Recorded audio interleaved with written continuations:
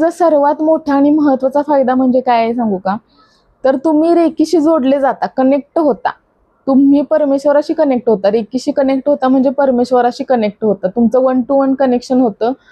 Cosmic energy तुम्हाला मिळत असते. तुम्हाला तुमची थर्ड आय चक्रावरती जास्तीत जास्त हिलिंग घेऊन तुम्ही थर्ड आय चक्र ॲक्टिवेट करू शकता आणि तुमची कोणतीही मनातील गोष्ट तुम्ही साध्य करू शकता. तुम्हाला तुमचा सोल पर्पज कळतो की तुमचा जन्म का झाला आहे. कितीतरी लोकांना समजत नाही की माझा सोल पर्पज काय आहे किंवा काय. रेकीमध्ये आल्यानंतर हळूहळू समजायला लागतं की माझा सोल पर्पज काय आहे. कारण म्हणजे मी जन्म कशासाठी घेतला हे या रेकीमधून कळतं. कितीतरी लोक अशीच येतात, स्वतःचा संसार करतात आणि मरून जातात, पण ते त्यांचा जन्म एखाद्या कोणत्या तरी गोष्टीसाठी झालेला असतो.